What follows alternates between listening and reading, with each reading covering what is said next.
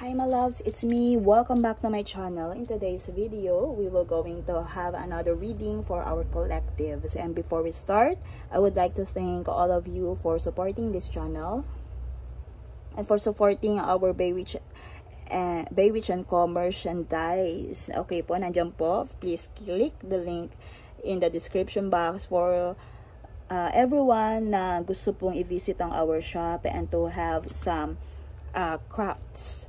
Okay po, available po tayo sa ating mga protection stuff like smudge stick and yung ating mga evil's eye still available po, and ang ating mga Baywitch and Co gems and crystals. Thank you so much po sa lahat ng nag-support. And this one is for whoever needs to hear some advice from their angels and guides. Overstimulated, minimalist living in maximalist world. Yung however to have sabihin natin yung hindi makasabay sa agos, you know, overwhelmed sa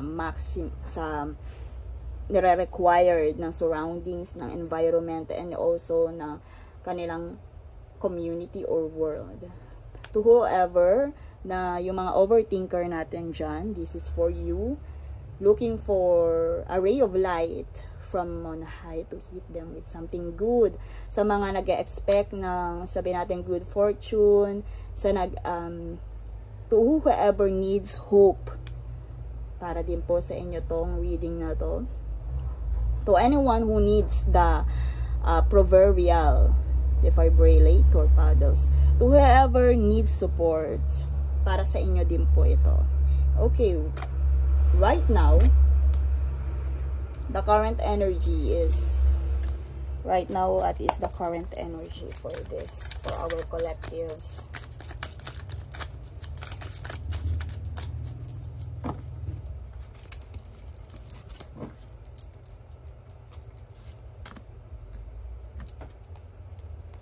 Knight of Wands.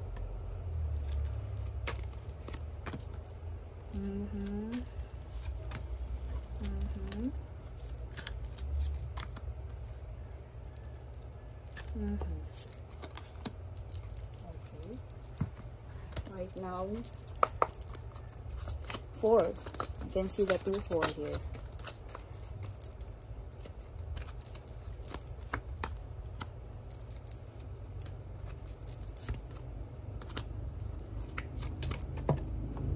The Magician. Okay. So right now, the current energy is, sabihin natin, nawawalan ka ng gana, nawawalan ka, masyado kang exhausted, kagaya na sinabi natin kanina na you are very overwhelmed when it comes to maximalist world requirements. Okay?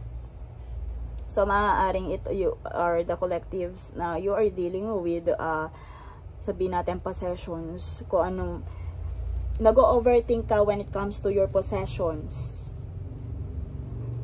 mga tangible possessions. Okay, you are feeling not enough. Your possessions are not enough. This energy focuses on your possession, and sa mga taong nag-iisip, nag-overthink about their possessions, na hindi satisfied sa kanila, kung ano ang meron sila ngayon. Okay. You are dealing with, or these collectives are, sabihin natin, not appreciating what they have. They are very possessive. They are very overthinker when it comes to the things that they have.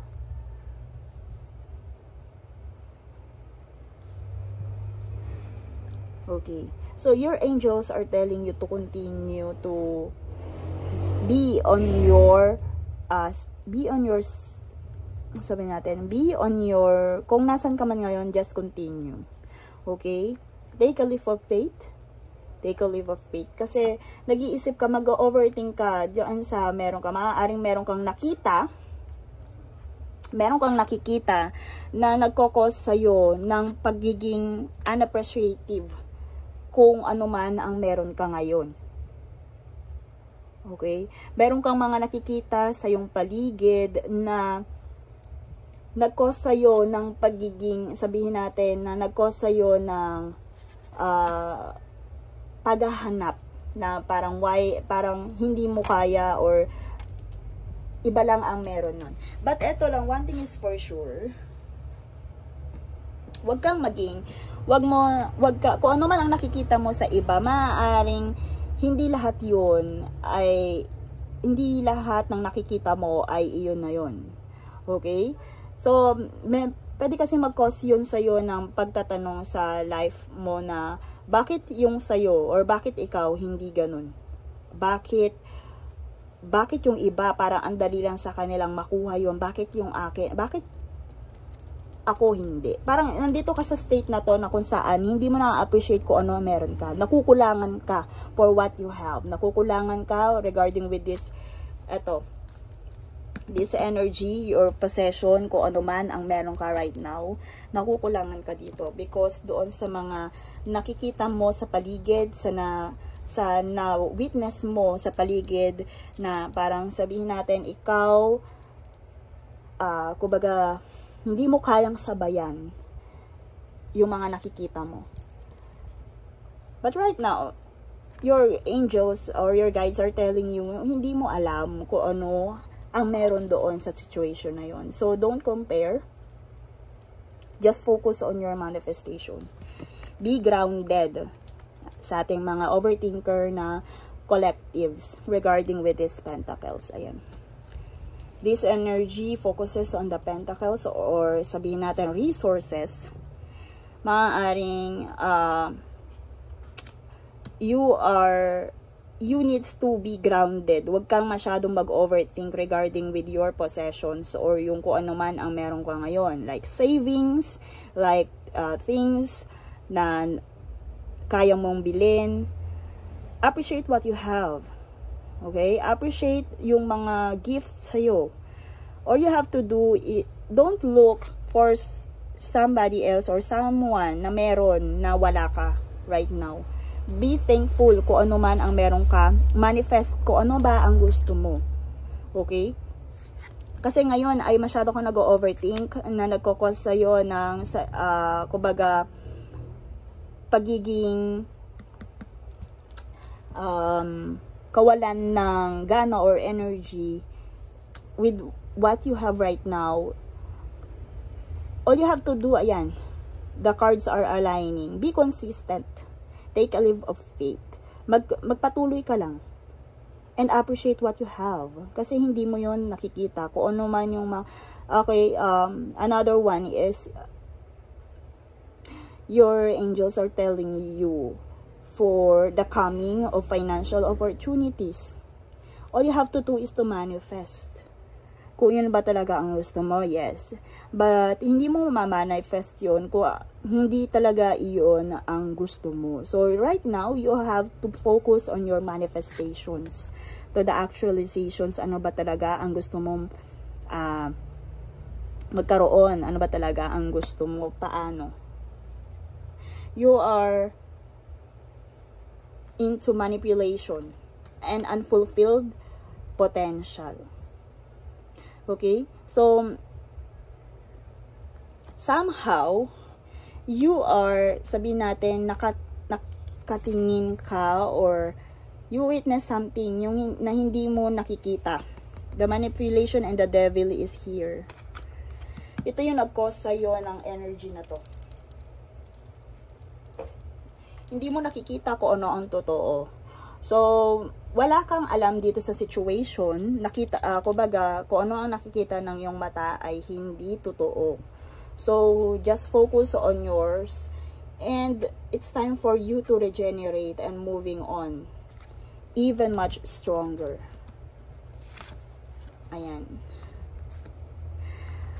You have to recover and to regenerate. Kung ano man yung mga financial, sabihin natin, kung ano man yung losses or yung defeat na naramdaman mo dito, you have to recover it. You have to moving on. You have to move on. The card are saying, you have to move on even stronger. Nakikita nyo yung step, diba? Much bigger.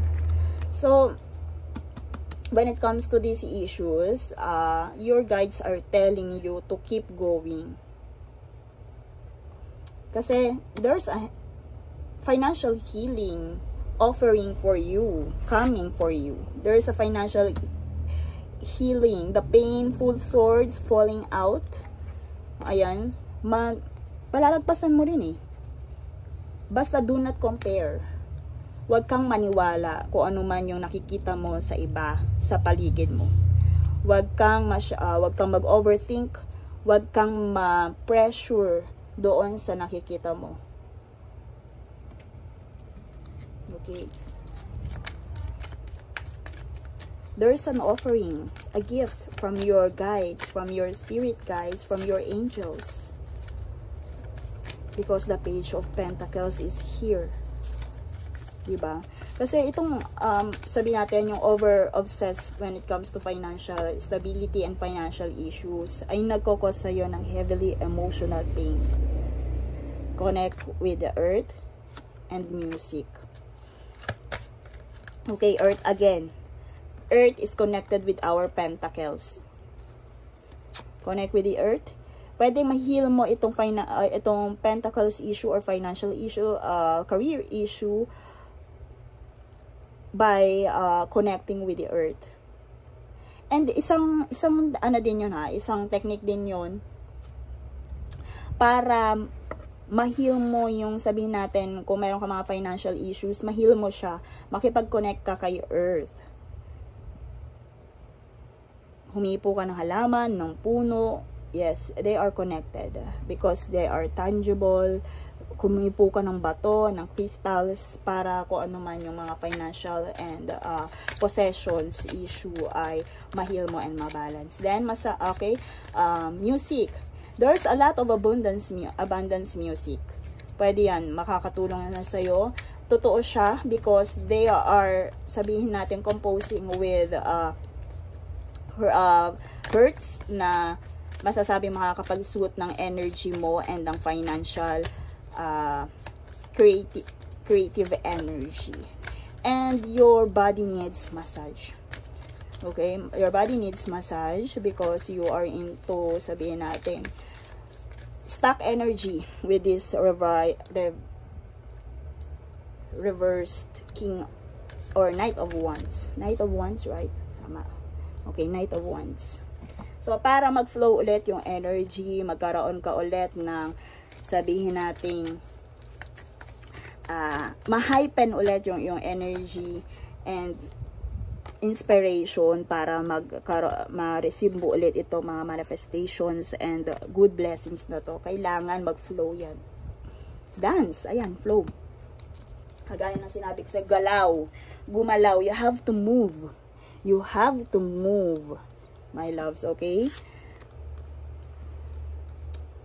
You have to move. Set aside mo itong manipulated surroundings na to or yung sabihin natin indecisive surroundings na to.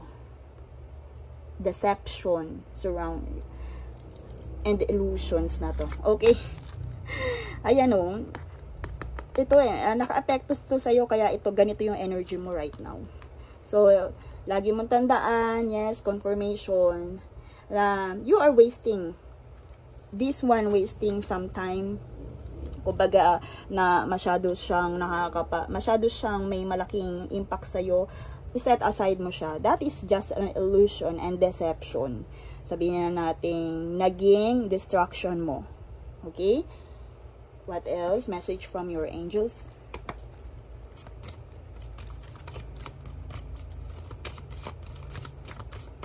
Move. Move. You're ready to move. You're ready. Masyado ka lang nag-overthink but you're ready. Okay? You're ready to receive your gift. You're ready to receive this financial opportunity. But masyado kang nag-overthink, masyado kang natatakot, masyado kang nagiging emotional, but you're ready. And yes, Kung ano man yung tanong mo, yes. It's a sharp yes from your angels. Just ask them what you want. But for sure, you want some blessings and good, sabihin natin, fortune. But really, ask your angels, ano pa ang gusto mo? And ask your angels, kung hindi mo alam kung saan ka magsisimula, just ask your angels. Okay? And I feel that's it for this video, my loves. For my collectives, thank you so much for watching, and see you in my next one. Bye!